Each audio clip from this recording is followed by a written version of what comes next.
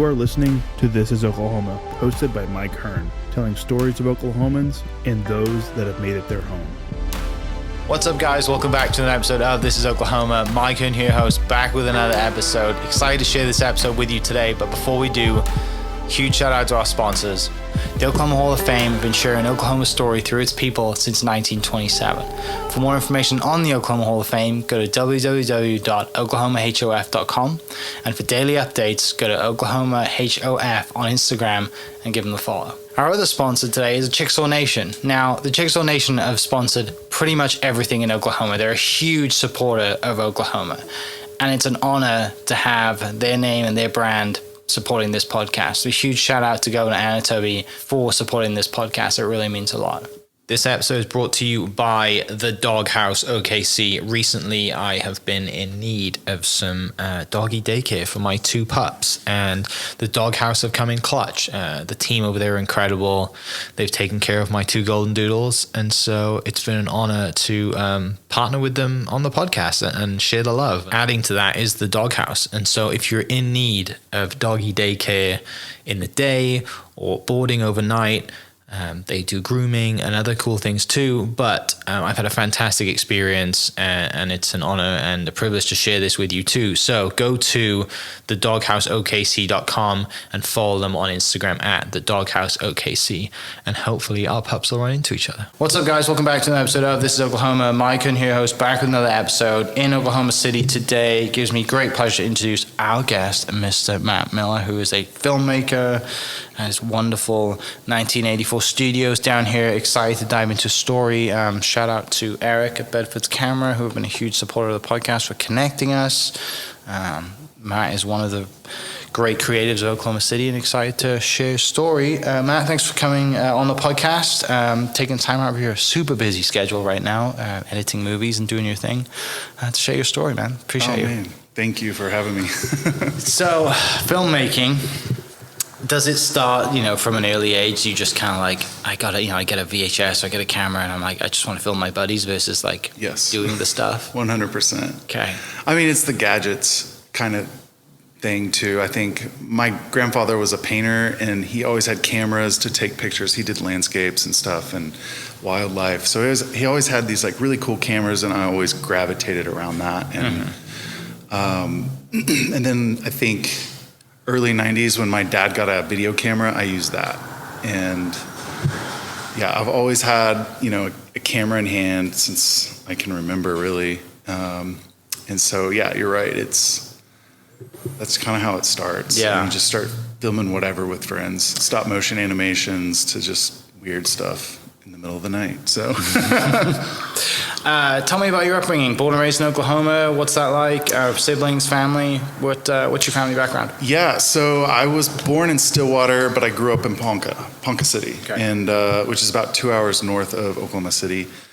And I loved it. I just met a great group of people there. My best friends are all from there, and we still all hang out and do things together. Yeah. So I was up there last week. I was at the mansion up there. Yes, the Marlin Mansion. Beautiful building. Yeah, I've shot so many things there. I love that place.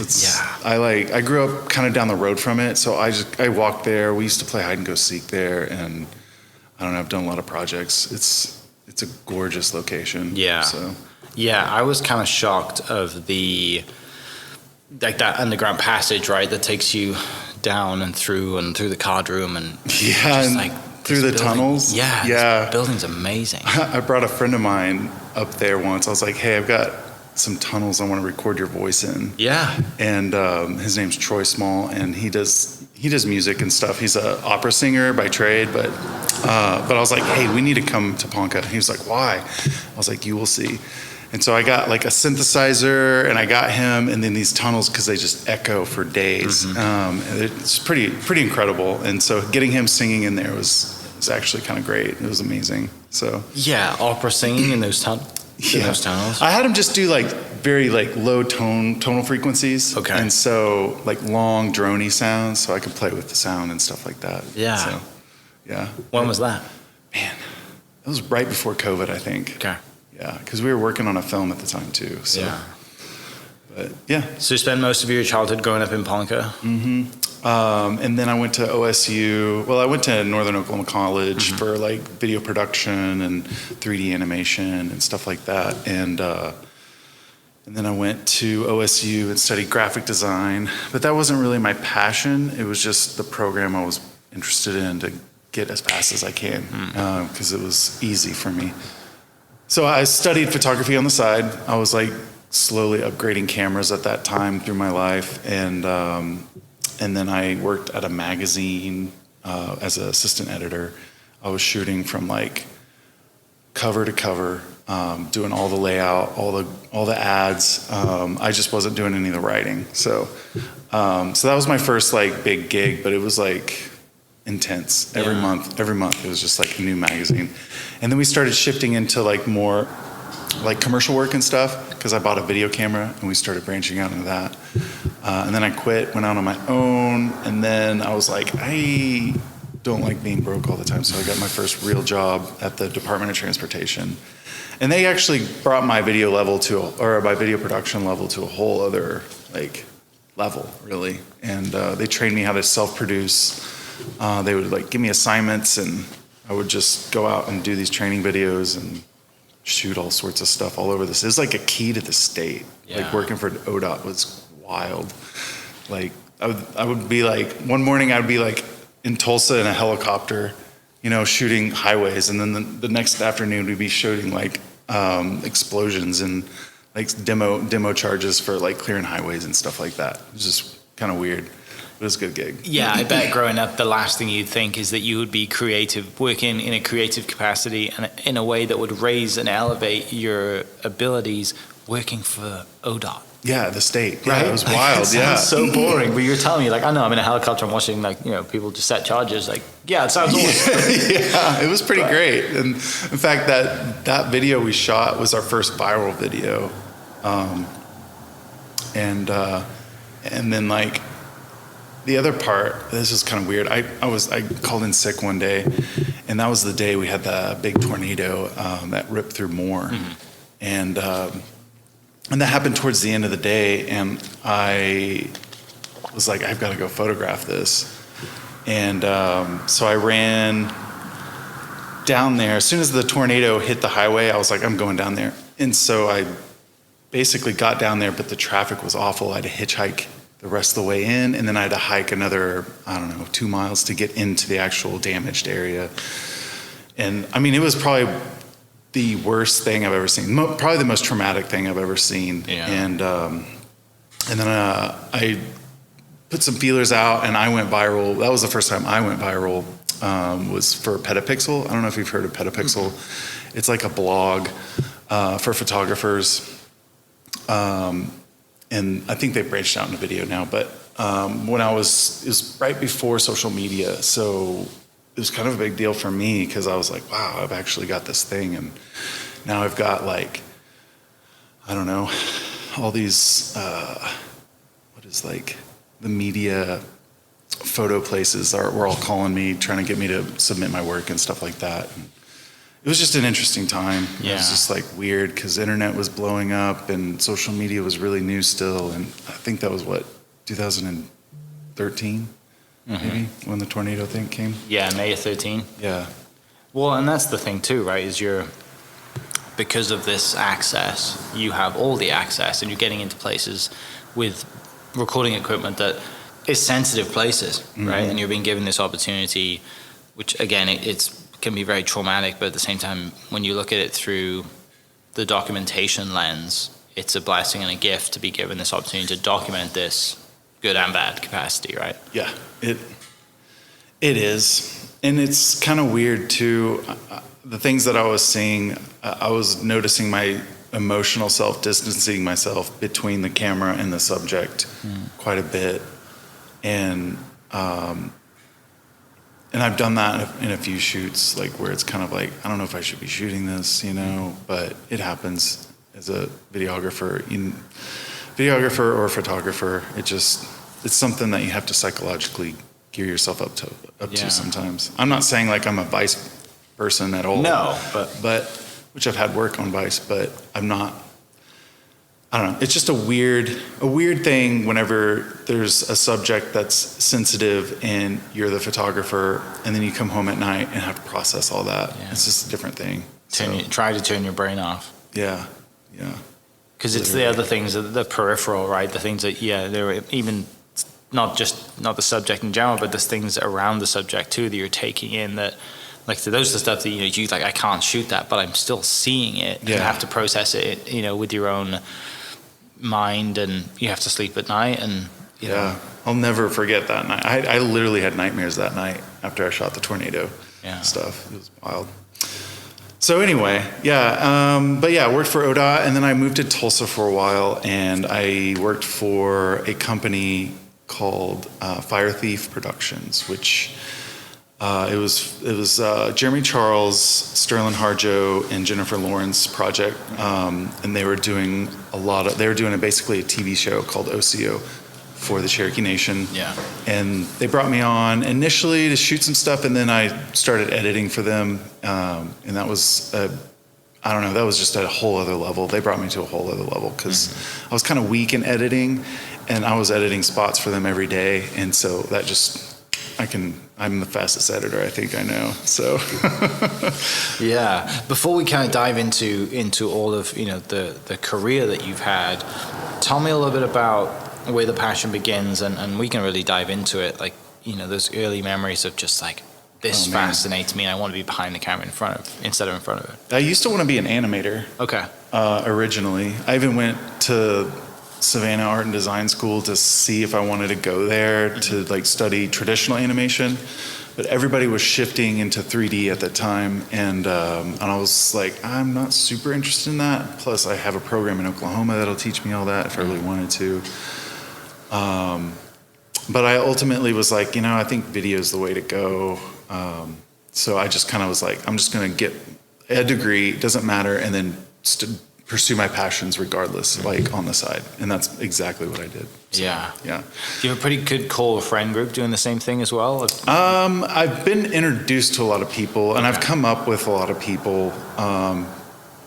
We kind of all got started at the same time in a way, and but like I said, I was talking to you earlier about growing up in Ponca with mostly musicians, and so my circle of friends is mostly musicians, my closest friends, and so musicians hang out with musicians, and it's just kind of a But I do know a lot of the shooters here in town, and there's more and more every day, especially with the new programs like Green Pasture Studios and what they're doing, and there's like new acting studio OFA with Kyler, and it's growing substantially and quickly here in Oklahoma. Which is super exciting. I know, it's super exciting. Because like now I'm like, oh, everybody's working on projects now. When I moved back in 2017, it was dead.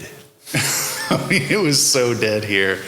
I was like, what? There was barely anybody doing anything. But I did get connected with some people through Tower Theater because they were not quite open yet, so we got to play around there and make films and stuff like that. Yeah. So, was because of your friend group, because of hanging around musicians, I assume that's kind of predominantly where you get your start for video and stuff. I mean, maybe it's not like paid, but you're getting reps, video and musicians doing their thing. That's when I kind of knew my trajectory is working with bands, because when I went to NOC, they kind of taught me how to do websites and do videos and photo and editing and all, like a big shotgun blast of stuff. So when I moved to Stillwater, it was like all these bands wanted like posters and websites, and I was just like, yeah, I'll do it, And that was literally, those were my first clients, Sometimes paid, sometimes not.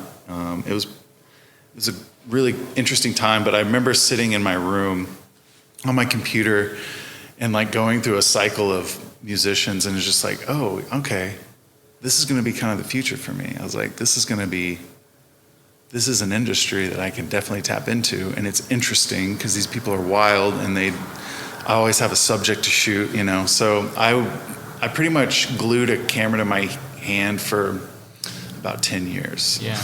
Until I started leaving them at bars.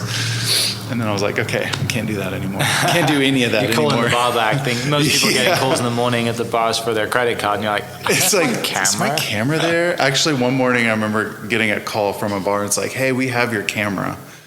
And that was the moment where I was like, okay, I can't do this anymore. But that was a different time. Yeah.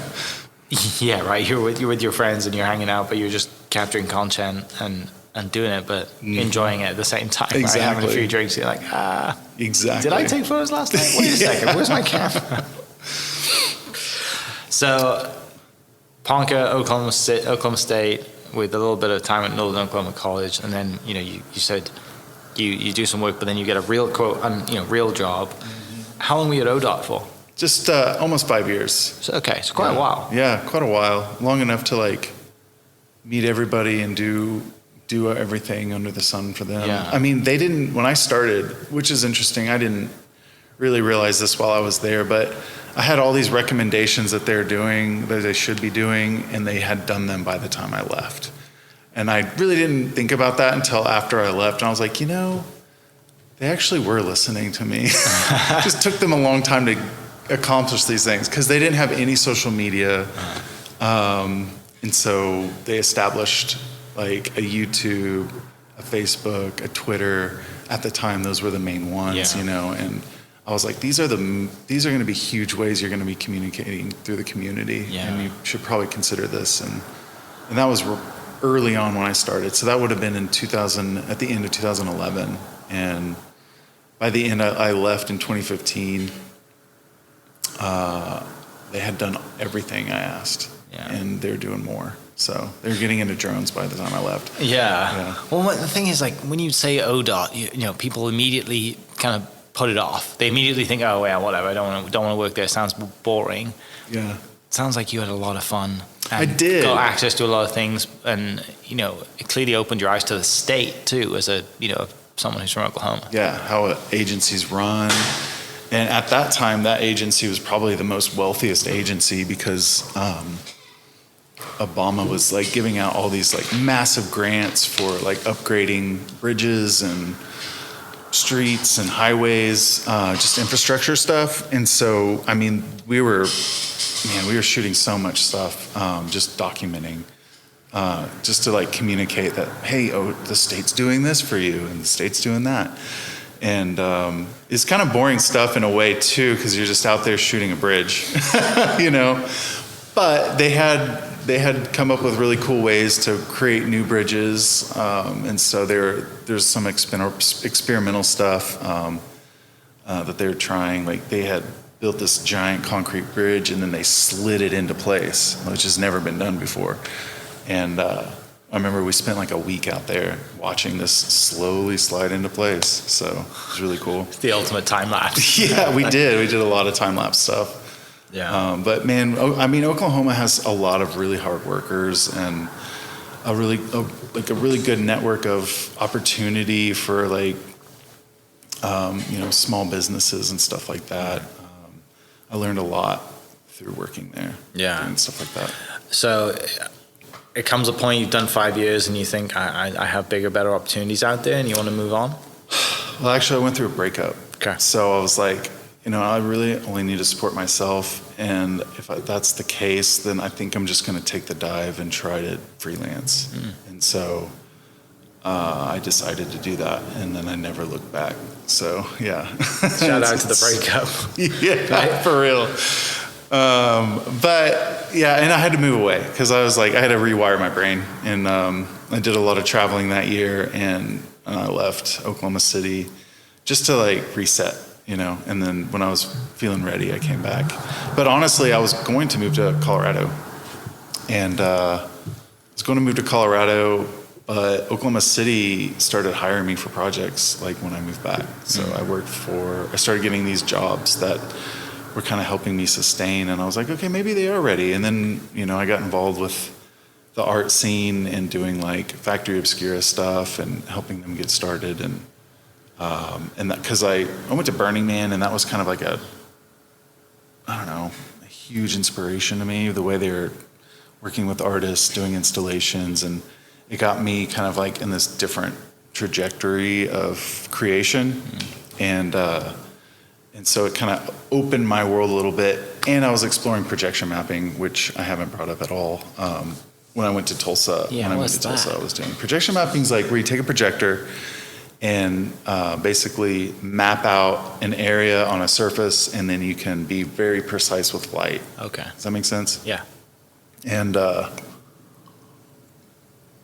been doing that for quite a while now, basically since 2016, I think. I was introduced to it by Chad Mount. He's an artist here in town, and I kind of took off with it. I bought my first real projectors in 2020, and I was able to start stitching like massive projections together. And I did a project for the Jones Assembly, and I do all the projection stuff for like Oklahoma Contemporary, and it's kind of like advanced AV work. Does that make sense? Let's see here. If they need like technical throws for projectors and it has to live in a specific way, it's hard to explain, but I do that. Yeah. So Tulsa was where you kind of learned that? Yeah, I bought my very first small projector to start learning the ropes and some software, and I started like mapping some stuff there, and worked with some artists on some like, I don't know, outdoor projections, and trying to do, you know, big projections, but my projector just wasn't big enough. And then in 2020, I would say that's when I really took off with it, because I was able to do a lot more of these and start building a portfolio. And I was also able to start building these installations that I've always kind of wanted to try. And I've been bouncing around studio spaces for the last since I moved back, basically. And I had a warehouse for a minute, for a couple of years, and I was able to do a lot of stuff that I had envisioned because I just had the space. Yeah. I could get these massive projections as big as I wanted, and have people fully immersed in them. Yeah. And so it was really cool to have that kind of space. So, what is it that draws you into the projections and the art as as an art form, right? Because when you say projector, people just think, oh yeah, I'm just either projecting a movie on a wall, or it's something. If you're old enough, that's how they used to teach class. Like in school, they'd put a projector. What is it that draws you to it, as far as like an artist perspective and visual art? And you mentioned drawing people in. Like it's an immersive experience. Yeah, it absolutely is. Because I mean, when you can see. I'll just tell you why I was drawn to it initially, is because, I did a lot of photo and video work, and I wanted to have more medium, basically, than just like a phone screen or a TV.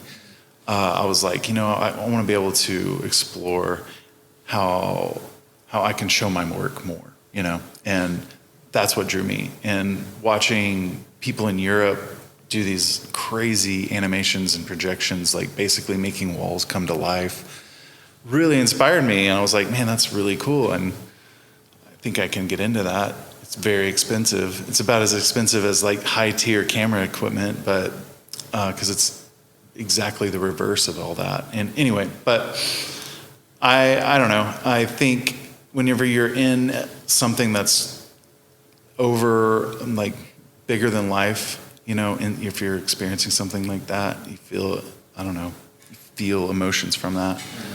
I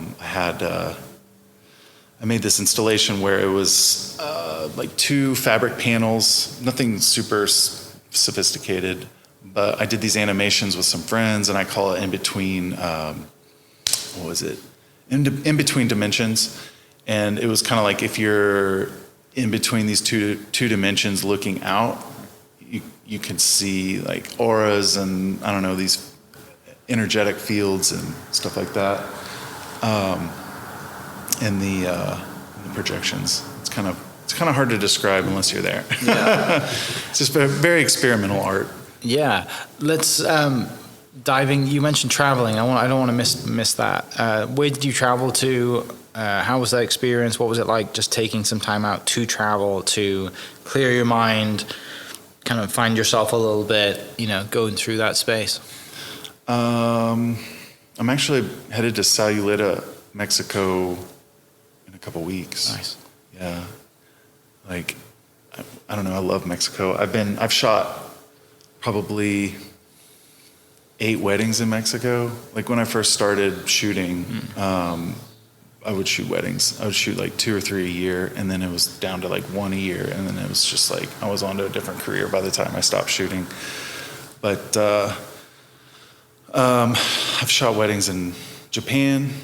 I mean, it's like shooting brings you places. Like being a shooter, I think that's why there's like such an allure to it. People are like, oh man, I can get to go to these exotic places. Not always, but sometimes if you're lucky, like it'll take you places. But yeah, I don't know, people, events take me places. I'm connected with Flaming Lips a little bit. Some of my friends were in the band or still in the band. And so I would go and explore with them sometimes. And I don't know. I love traveling. It's like my favorite thing is getting out and meeting seeing new places and meeting people and trying new things. Yeah. So tell me, you've kind of referenced it a few times. Tell me a little bit about like the spiritual aspect as far as the enjoyment that you get from whether it's projecting, taking great photos, or capturing a great moment, or just being there. Like clearly there's something, there's an energy that you get from it. Yeah, I can't explain it because it's something I've done for so long now, but I'm trying to like think of my original feelings.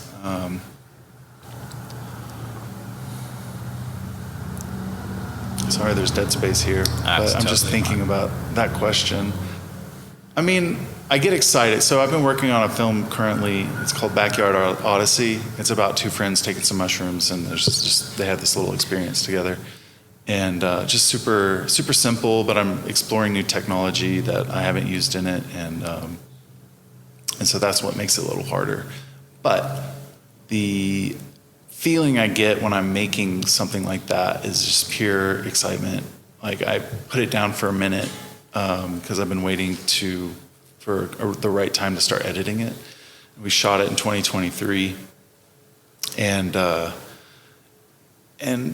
been kind of working on it. I plan on working with AI with it, just like new technologies like AI, some like spatial audio, and so all these new technologies require like new knowledge, new information, and new like people to work with, and new technology to work with. And so sometimes that gets kind of difficult to like get, especially if you've got 0 to no budget, And I've been really fortunate for the people that have worked on it so far. Shout out to my friend Brandon. He's a DP out of Tulsa, and Brandon Waddell. And I brought him in, and he was really excited to work on it. And we did some magic that night. So I should say like 2 weekends. Yeah. But yeah, so I don't know. Working on it, we started working on it last night or yesterday. We edited the first scene, and I just was so giddy. Like I was just super giddy. I was like, oh man, I get to work on my film again. Because I just put it down for so long, and I'm just like, I don't know. There's this feeling of excitement and joy and happiness. So, do you have a process to get yourself into that space? So I'm also working on a script right now. Okay. A friend of mine, Amy Perth, had started a project called Into the Fog, maybe last year, and it's gone through a couple writings. She wrote a small book about an experience she had. And then she kind of approached me recently to like say, hey, what would you think about maybe directing and writing something? And I was like, yeah, I'm interested. Read her book, read the old script, and I was like, I'm going to take it in a different direction. I'm obsessed with spirituality, like obsessed with it. It's something I've like really honed in on in the last few years. I'm trying to like enrich myself spiritually, but also like have a deeper connection to, source, and figuring out like where some of this information has been and has transformed through the years. So anyway, so I'm continually like researching on that stuff, and then I'm bringing some of that into my work now. And so this current script is got some things that my wife and I have kind of gone through recently. It's kind of a tragedy, but it's about overcoming tragedy, you know, and like figuring out, you know, the ups and downs of life in it. And there's definitely some major downs in this. And so the challenge in this script is like, how is this person going to rise above these really dark spaces that they've been in? And I don't know why I also have an obsession of like tragedy too. So, and death, but that's just part of my background, I guess, you know, in a way. What do you like?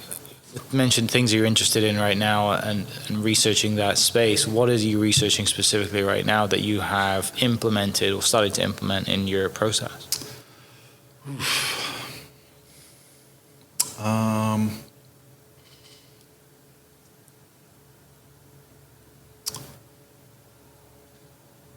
So there's a lot of, I don't know, there's a lot of deep meaning in spirituality. And by deep meaning, I mean like inner peace, inner guidance, or inner like management, you know? Because when we really boil down spirituality, it's just controlling your emotions, you know? That's mostly what it is, in my opinion. And so when you find your balance, you know, you start resonating. If you can raise your frequency, or you know, be a much happier, joyful person, and you know, loving and caring and accepting, and you know, your life kind of transforms, you know. And so it's very cool to see people go through that too, you know. And so you can actually see a different person when they're, you know, they've been somewhere dark and then they've come a long ways in their healing journey, or however you want to say that.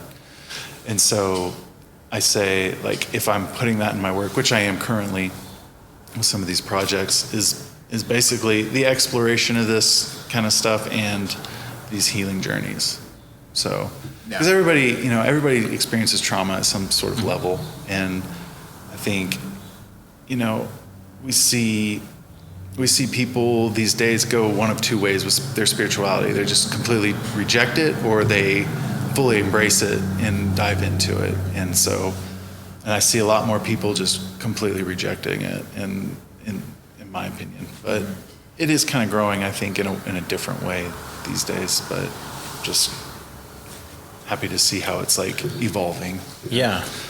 But for me, like the things that kind of stand out is some people immediately kind of put it down because it's not cool to do, right? Like people, you know, if you hear someone talk about being spiritual and, you know, you're burning sage when I walked in, right? You know, doing breathing techniques, visualization, just meditating in general, right? Getting, you know, focusing on your breathing, trying to clear your mind. Like people immediately are like, you hippie or blah, blah, blah. You know, like it's kind of sad that way, right? But if only they took the time to do it themselves and quiet their mind. I think people are so distracted by either their phone or by work, or they've got kids, or they just don't have the time. There's always something to go. They never have that chance to like sit down and really take a look inside, right? Lift the hood up a little bit and be like, why do I feel the way I do? Why do I have these thoughts? Why am I the way I am? Yeah. You know, and then what capacity am I working at with all of this head baggage, right? And you think, hang on a second, let me just go through, you know, whether it's just a literal, you know, breathing thing for a minute, 2 minutes. Yeah. I mean, whatever it is to get you kind of aligned, you know, and clearly you've been around it a while, but also you mentioned that you've, you know, seeing others go through it and seeing them, and they're like, you know, you get that "I told you so" moment in a way. You're like, you know, it's like, or you see it in them and they have no idea yet. Yeah. You know, I had someone tell me yesterday that they're like, they see a lot of my happiness, my eyes change when I'm happy, and I was like, I never heard that from anybody. I'm 34 years old. No one's ever told me that. I know I've been happy in more than once in my 34 years. But it's you know, and then you could go down the rabbit hole, right, on all of the spiritual stuff. Oh, big time. You know, and not all of it works for you. We're all different, right? Some of it works for some people, some doesn't. You know, and if you're doom scrolling on Instagram at night, some of the things you might see, you know, might really be off the wall. Right. Big time. But at the same time, but I love it. Yeah, I do too. And that's why I'm kind of fascinated by it, is because last night, I saw this reel last night, and it was like, there's 28 days in every month. We're missing a month. There should be 13 months, you know, and all this thing. And I was like, you know, it was, by the end of it, I'm like, Earth's flat. You know, like we have an ice wall, and you know, there's a portal. What is the month called? Yeah, there's a portal. All these things, right? Fully off the deep end. It's like 1:00 in the morning, and I'm like wide awake looking at my phone. Like, hang on a second, I need to do some breathing and like fall asleep here. But I think just that conscious awareness of like, we aren't operating at the frequency that we're capable of. Yeah. Right? Yeah. And then diving into that and just bumping it up 2%, it's like, wait a second, like, I feel amazing. And clear-minded too, to focus on the creative side, which... And like, there's this, I don't know, there's this like, there's so much to say about that stuff. And being an artist, I don't know if you've read Rick Rubin's book. It's, what is it called? The Artist Way? I can't remember. Okay, I'm gonna look it up. Look it up, please. He talks a lot about it. And like, it's funny because people who aren't artists will read it and they're like, this is mind-blowing. Is it the creative act? The creative act. A way of being. Yeah, the way of being. Yeah. And it's like, man, if you're an artist, if you've been an active artist, this is your life. Like, you're already in this. And, but I recommend that book to so many people. Creation is why, I think that's why we're here, is to create and make and do things, and make each other happy and try to blow each other's minds. Like, that's why I think we're here. And he talks a lot about that. And, I don't know. It's a great book, and I can't recommend it enough. I just bought it, and I'm a big reader, and so I shouldn't say this out loud because support local, but I love Amazon because in 10 seconds I now have a book being delivered tomorrow. Buy local, I promise you, it's worth it when you need to, but if you need something now, then sorry, there's no other way. There really isn't. So like, I know I hang out with more artists than I've ever hung out with in my life now, and work on projects, and you know, all we're trying to do is make a living on what we love doing, and feel what kind of like people want. You know what I mean? It's a resonation, you know. And so, I don't know, I've seen a lot of magic. When I opened my studio up on the south side, I literally saw magic, like real magic happen in creation. I'd never really experienced it at that level. And so when that happened, it was just like, it blew my mind. Because like a creative space can just activate at a higher frequency with people that just have the tools that they need and want to create something new and do something or try something. And I just saw real magic happen in these spaces. And same thing when I was on 8th Street at this warehouse. And that was just like, having a warehouse like that size with tons of space and tons of tools like I have, like that was just like at a whole other level of magic. And so I'm coming back down. My space here is a bit smaller, but than my last one. But I'm just kind of curious as to see how it's going to unfold too here, because it's always different. A new space is always different. A new location's different. But magic happens in these walls. It's kind of crazy. It's very crazy. So. To that point of being, you mentioned 2017, nothing was going on here. It was kind of dead. Yeah. And now you said all your friends are working on projects, and they're not local projects, right? They're projects far and wide that are reaching across the country and maybe even across the world. Yeah. How's that feel? How does that feel to be here? Almost kind of 8 years, coming back for 8 years and seeing the creativity grow, and seeing the creative scene here, and the ability, whether it's projecting, photography, videography, film, like so many ways to create in such a community that's thriving here.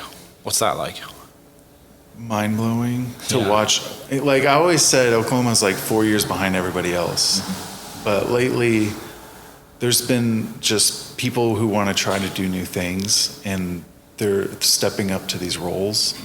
For example, I'm working with a new company called AR Paths, and they do augmented reality.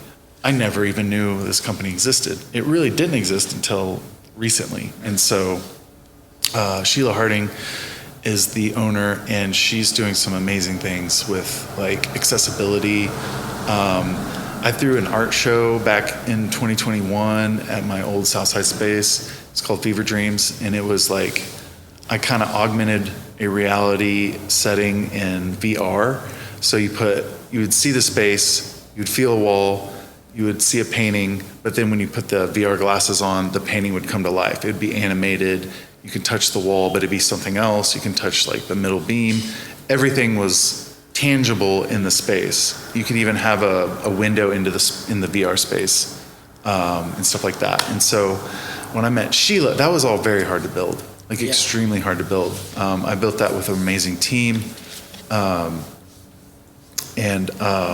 But now Sheila, what she's doing is she's giving accessibility to that kind of tech. Like you can just pull it up on your phone and just be able to access augmentation, which is just amazing to me. And that she's come so far with this technology. And so what they do is she's trying to build this company that does these like narratives along a path. And she's done one on 39th Street, and it's for the Route 66 project. And then I just submitted an RFQ for a team to maybe get on for another Route 66 project, and see if I can get her in on doing some AR stuff for that too. So like that kind of stuff happening in Oklahoma like really excites me, because I see some progress. It's not just me going, hey, let's have this NFT art show and do some VR stuff. I've seen Oklahoma Contemporary explore some VR stuff recently, and so new technology like that really excites me. It's like, okay, we can build with this stuff now. Finally, we're here. And then being a part of the art community and watching like Plaza Walls grow, there's like I don't know if this will happen, but I've been talking to some groups about possibly doing an art and tech like conference, maybe with like the Innovation District and Oklahoma Contemporary, which both of them seem kind of interested. I've talked to both of them about this, and so the community right now is kind of fragmented like that. So been thinking a lot about trying to bring it together in some way, and there's been a lot of talk about that. Yeah. So, yeah. So many, and that's the cool part, right? There's so many different ways to take creativity and visual arts. Yeah. And even like talk about Plaza Walls and the murals and the amount of people who, because people that project and then they draw by their projections as well, right? Some of the process they do that, and they have a map. And Dusty Gilpin was on a podcast recently, and he's talking about just the stuff that he's doing, and him and Carlos opened up that studio in the Plaza, and just the scene that's been around, for quite a while now, but we've been here long enough to notice what it was like before, I was here in 2011, was my first year in the States, and, like there wasn't much going on, but like Plaza was kind of a place because there was Empire and a few other places and Roxy's, but now you're like, man, this place is so cool. Yeah, it's like really, I don't know, I can't get away from Plaza. I live over by Plaza, and I drive through it every day to get to my studio. It's probably my favorite neighborhood in town, and it's growing, so I don't know. Plaza's great. It's a great spot. It's definitely my home spot. What gets you away from the creative side? What's like your release? I mean, I know you mentioned you kind of always have a camera, always have something on you to to record or to just see if you see something you can capture it. What are your hobbies outside of it that take your mind off? It's like, I mean, you're playing great music when I walked in. you mentioned going to Burning Man. Is music the way? Is obviously your upbringing around friends, and clearly music is a huge role. But as far as like, I just want to put a camera down and go, just get out of my own head and have some fun and take, have some off time. What do you do? Nothing. Which is great, right? Yeah, it's like literally lay in my bed with my wife and just like veg out, like watch a movie or something. Like, because I work a lot, and actually this year's been kind of slow. This is the first time I haven't had a whole lot going, which has been actually really good because I've been able to focus on my health, which is something I haven't ever done. Okay. I mean, I've worked out and stuff, but I was like, I've got high blood pressure. I started swimming again because I've dropped some weight and I feel significantly better.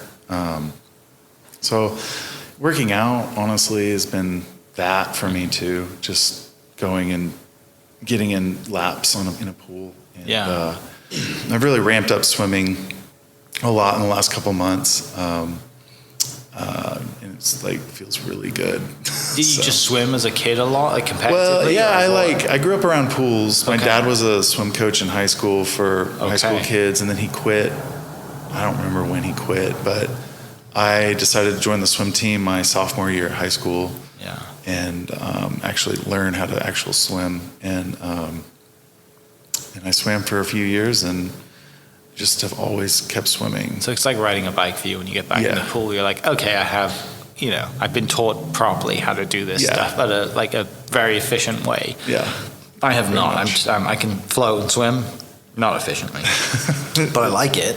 But it is difficult. Is it true that I had friends who there's like some book out there that teaches you to like basically swim sideways? Is that kind of the way? You can. In fact, I remember. I'm sure that sounds crazy to people listening. I'm like, there's a book out there. Sideways swimming. Yeah. No, that's actually one like drill you can do in swimming is swimming on your side. Yeah. It just helps you learn how to position yourself when you're taking a breath. I don't fully rotate all the time, but you can if you want. You rotate your body from one side to the other side, and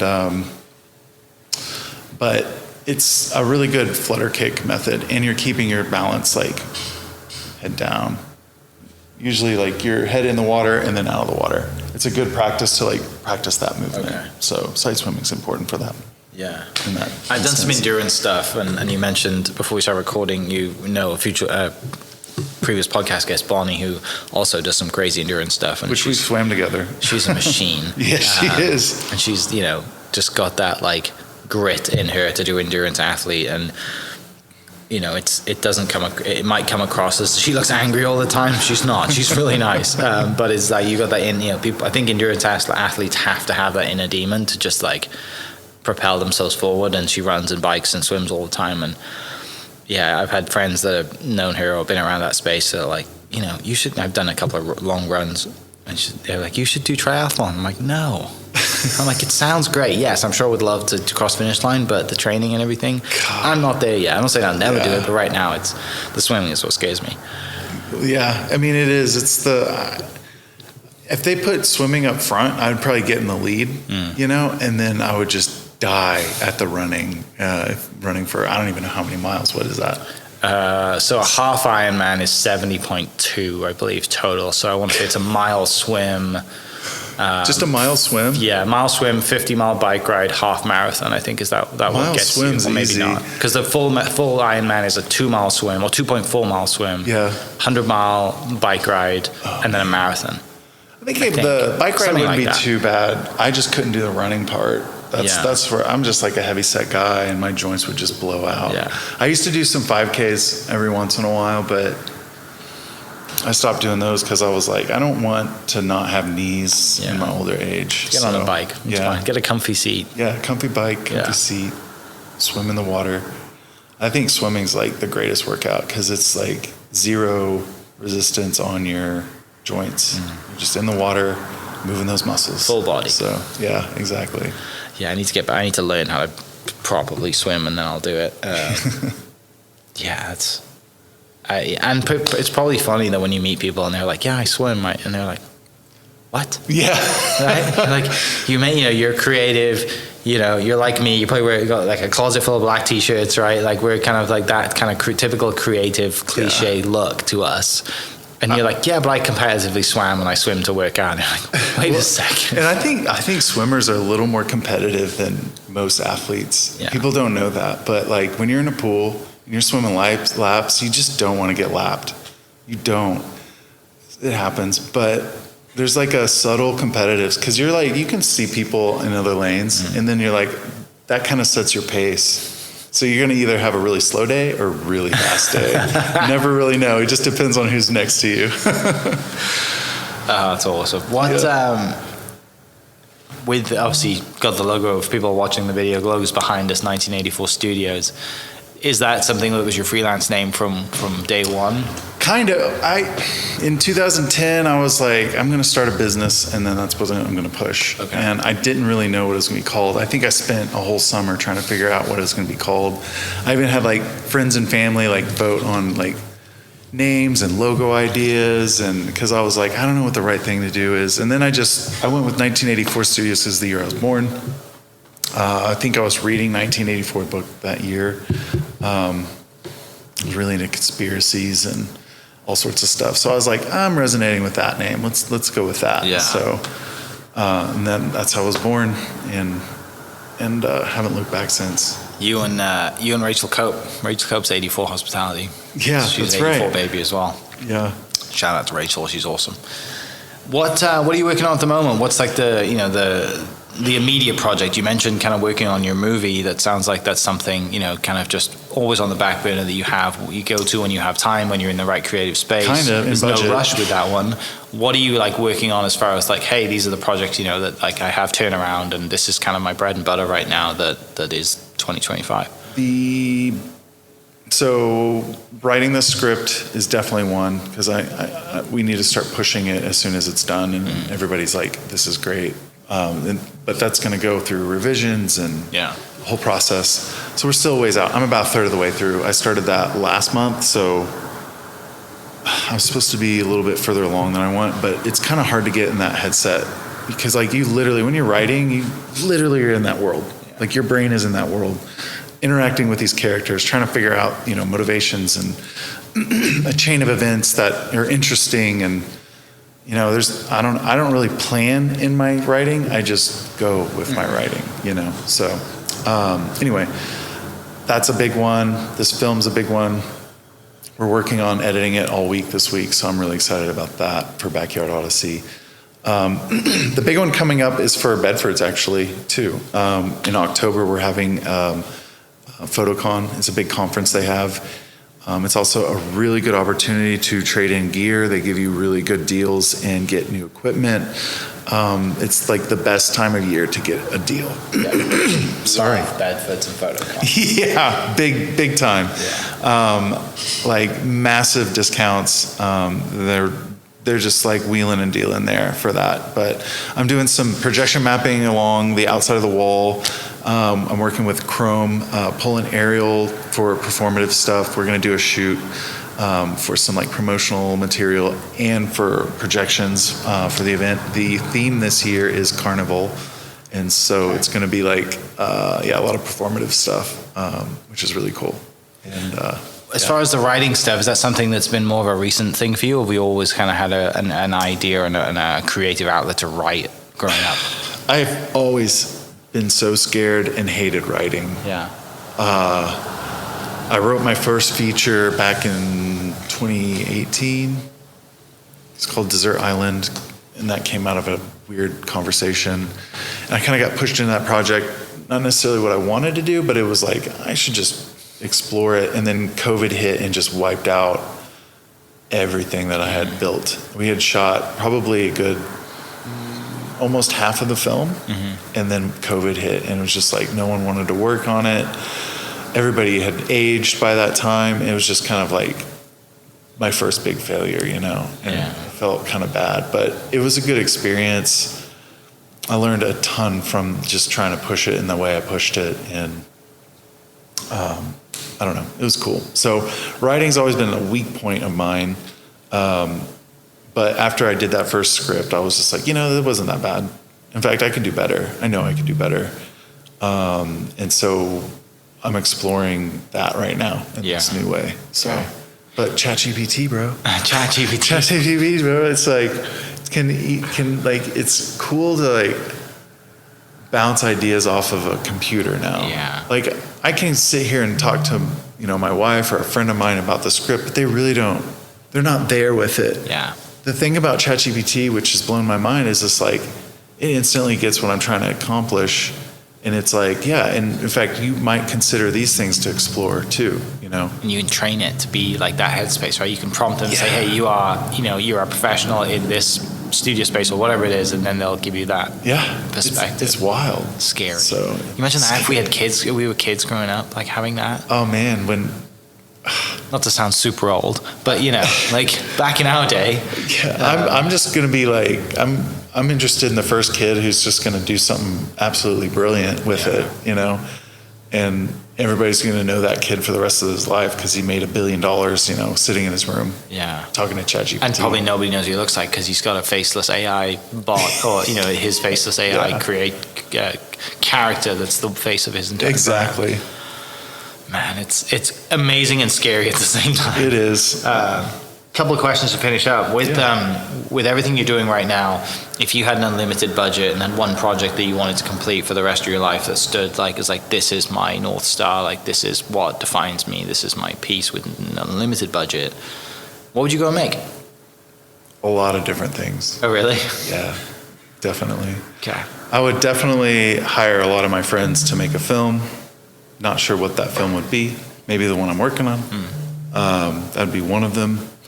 I have like 3 or 4 film ideas that I haven't done because I don't have the budget for.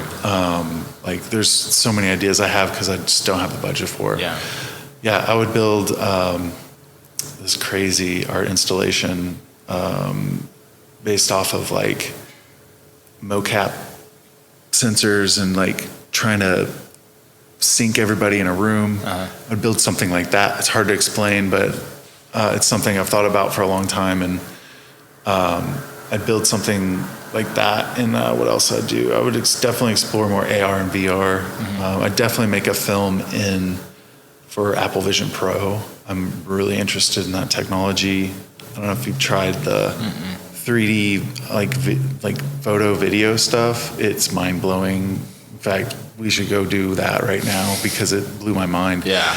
And so the current film I'm working on, that inspired me enough to start exploring the tech behind putting something together like that.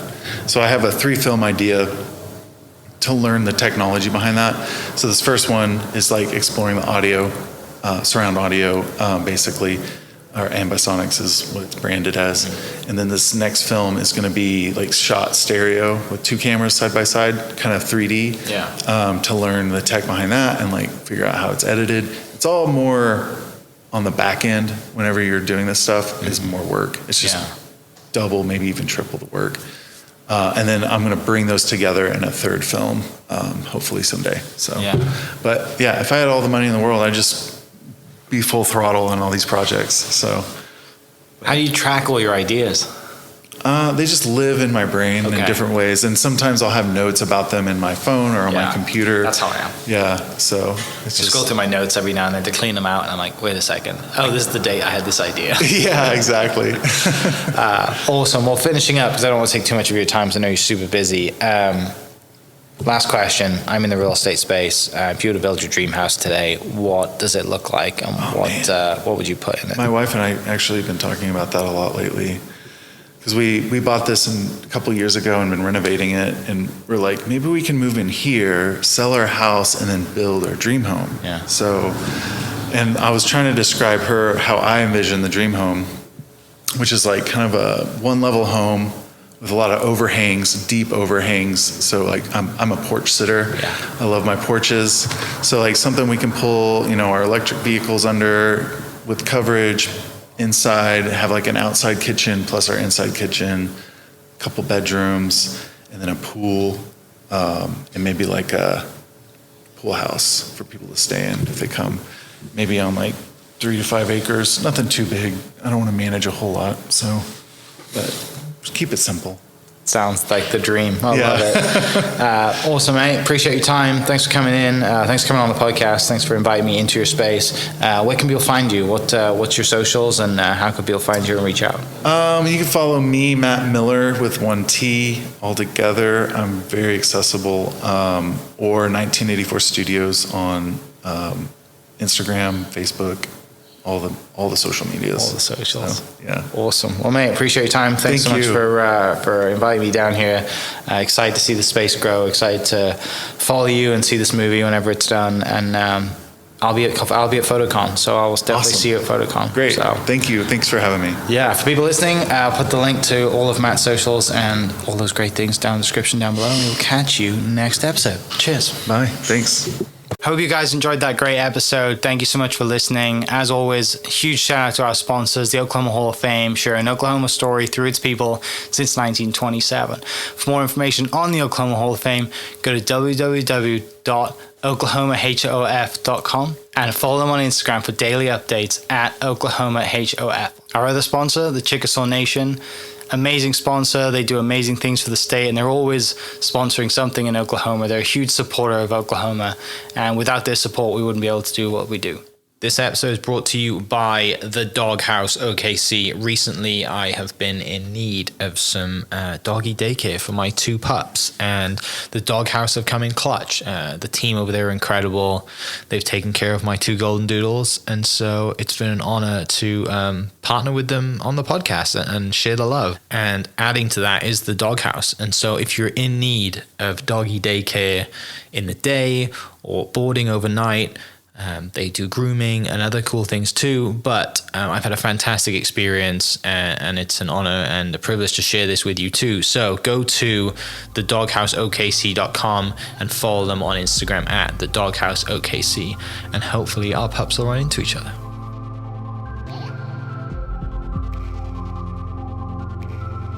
Thank you for listening. We are inspired by those around us and hope that you are too. Make sure you subscribe to this podcast on your favorite podcast platform and leave us a review so we can keep telling your stories. For more great Oklahoma content, follow This Is Oklahoma on Facebook and Instagram.